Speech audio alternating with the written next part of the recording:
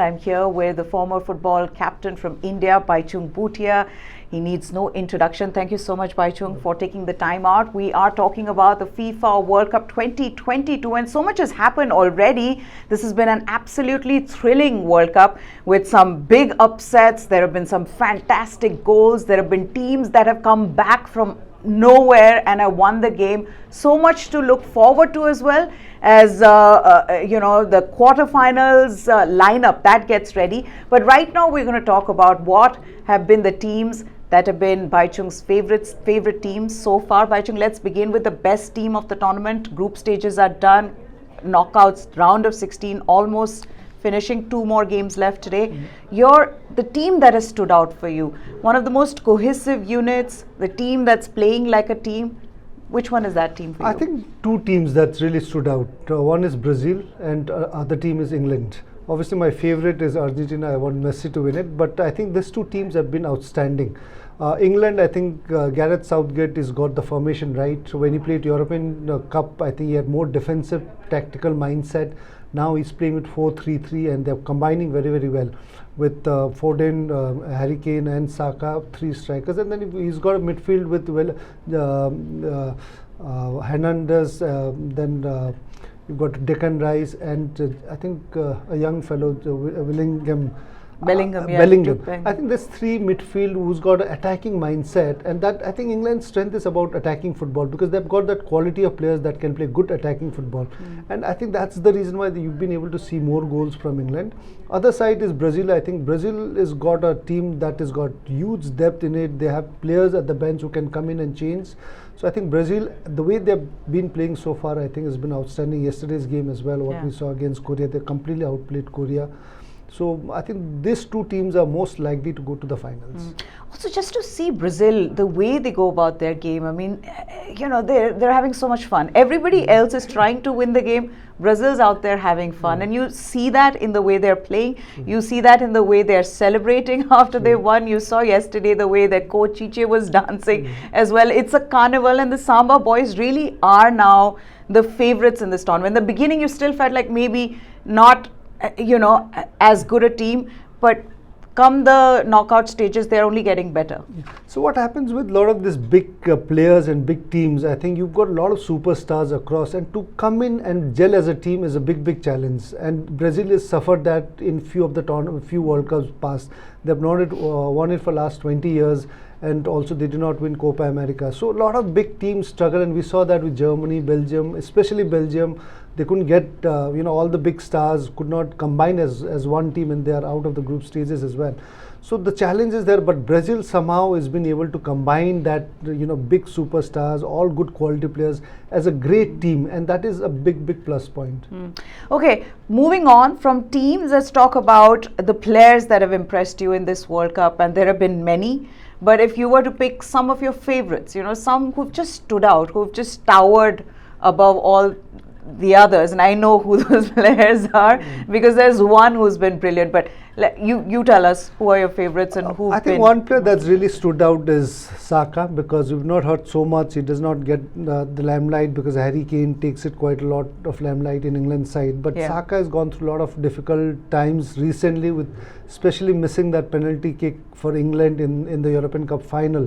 And despite that, I think the entire English fans were against, especially when you miss that crucial penalty kick, you become a villain. And coming to World Cup, I think he's forgot everything, and the way he's played, he's already scored 3 goals for England, and I think it's been fantastic for the team as well.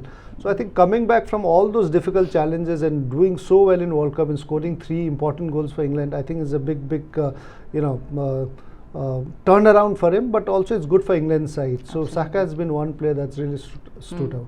Okay. Also talking about some of the other players, I know the world's been talking about Kylian Mbappe, and why not? He has really been the best player so far in the tournament. Has only gotten better because you saw that even in the round of 16. What seems to be happening here now in this tournament with Ronaldo not having done what was expected of him, Messi also, an aging Messi. As much as we want him to continue forever, there will come a point where he will not be the same, and it's already happening now. keeping that in mind, you just feel like Mbappe has taken over this World Cup. He's left everybody behind. See, I think Mbappe is in this World Cup, I think he's going to be the player of the tournament and also might go on to win the golden highest goal scorer award as well. Yeah. And he's young, he's strong, he's got every quality in him. And players like Cristiano Ronaldo, I think, was like an Mbappe, maybe 10 years ago. So with age, I think everybody slows down, and you need to accept that. And that's what I think Cristiano Ronaldo should realize it, because in every football player's career, you have a great takeoff and you need to also have a great landing. Yeah. So with Cristiano, I think the takeoff has been very, very good. The landing, I think he should really make sure it goes up well. With Man United, I think he's had a very bad time and he's left the club. Now with his coach in Portugal, he's having some problem. So it's important that he needs to realize that he's not Cristiano Ronaldo at his 20s, and he needs to accept that and try and unite team as a team. Being a leader, I think it's important that the team stays united, focus, rather than you can't have headlines dominating between him and the coach fighting. That is going to destroy the team. But overall, I think Messi has been fantastic for Argentina. He's single-handedly taken them to the round of 16, and I feel sorry that he does not have that kind of support what Neymar or Mbappe or Cristiano Ronaldo has got in Portugal. The best thing with Argentina is they've got a very strong defense line, and that is the biggest asset for them. They had a bad first match with Saudi, they lost. After that, they had few changes, and I think that changes has been so good for Argentina. And today, if you look at Argentina team, the defense is going to take them to the finals, and if they have to win it, it's going to be because of defense. Obviously, yes, Messi's contribution would be a lot, but I think the defense and the goalkeeper Martinez has been outstanding. Absolutely. Let's also then talk about some of the younger players who've dazzled in this World Cup. Gakpo being one of those players. Everybody's talking about him. Everybody is wondering where he's going to go. Is Manchester United going to get him? But there is Pedri, Gavi. Some of the younger players that you feel have just been superb? I think for me, another player who's really stood out as a young player is Vinicius Junior. Again, he's been superstar in Real Madrid, won the Champions League. But when you again come with a team like Brazil, then you've got Neymar and Casemiro and a lot of big superstars there. Correct. So you don't get young players featured so much. But I think Vinicius Junior is going to be the key player for Brazil, and he's scored his first goal in the knockout stages. So I think going forward, I think he's going to play a big role. What France is, Mbappe is to France, I think he can be that for Brazil, because he's got that speed, he's got that skill, and he can score goals. So I think Vinicius Junior is been one player that's not been getting so much of headlines in this World Cup, because obviously Neymar has been there. When he's injured, it's Neymar again headline. When he's back again, it's Neymar headline. He's back. So he's not been getting that, but I feel Vinicius Junior is going to contribute a lot for Brazil's win in this World Cup. Now, more often than not, everybody's talking about the strikers, people who've scored the goals. It's the defenders who go unnoticed. It's also, time for us to talk a little bit about who've been those defenders who've stood out for you in the tournament. Who are those? One defender that's really stood out, and I've been fan of his for quite some time, from the European Cup to him signing in Manchester City, Akanji of Switzerland.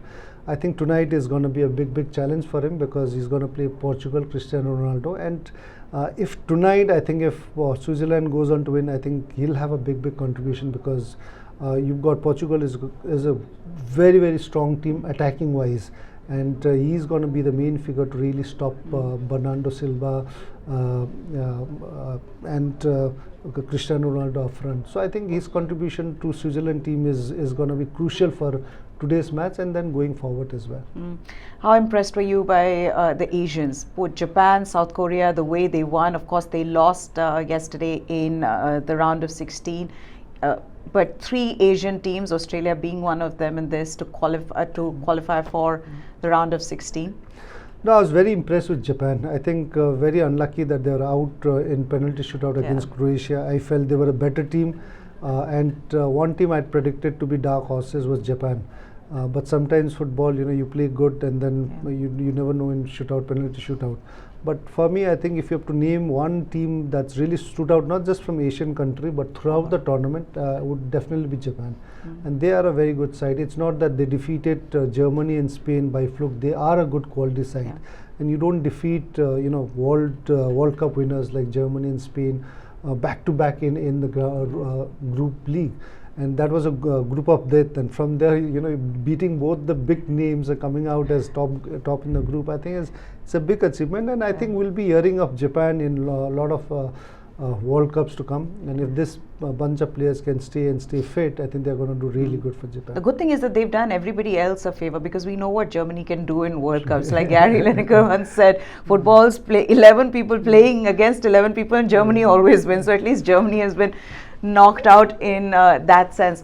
But let's also then talk about upsets, how this has been a World Cup of upsets. What do you think is the reason behind it? Do you think that the world is finally catching up to the traditional powerhouses like, countries in South America, in Europe? Is that what is happening here? No, I think every World Cup will have upsets, and it's been happening from the time the World Cup started. Qatar as well, there are many reasons to it. One of the obviously reason is, a lot of times, a lot of countries, this big players play in different clubs, different places, different countries. So they don't get the time to come in as work as a team, and we saw that with Belgium, which was one of the biggest disasters. They couldn't really combine. Other factor could be also because Qatar is hot and humid, and a lot of European countries, if they get first match, afternoon match, then that could also affect. So I think we could see that with Germany, and we could see that with Belgium. I think that combination, they couldn't get it right. As a team, they were not clicking as a team, which is very, very important in football. And other factor is obviously, once you won 2 matches and you qualified, that's what we saw with Portugal, and I think even with Brazil as well. Yeah. So you tend to change your entire starting lineup and give other opportunities once you qualified, and then you go on to lose to some small teams. Yeah. So those are the factors which you have upsets in this tournament. Last, then, before we wrap this up, let's wrap this up with the goal of the tournament so far, because that's what we live for. Goal of the tournament. There have been some wonderful goals, but the one that just taken your breath away. I think it's a Brazilian goal, Richarlison. I think against Serbia. Yes, that's been, I think, goal of the tournament. Obviously, he didn't get his first touch right, but the way he reacted after the first touch, and and had that bicycle kick, connect and go inside. I think that too in a World Cup in the way that he did, unbelievable. Also, the Saudi goal. Yes, Saudi goal, I think was definitely one of the best goals. But for me, again, I would put Brazilian Richarlison's goals better than that. Bhaichung Bhutia, it's always a pleasure to talk to you. Thank you so much for taking the time out. Thanks a lot.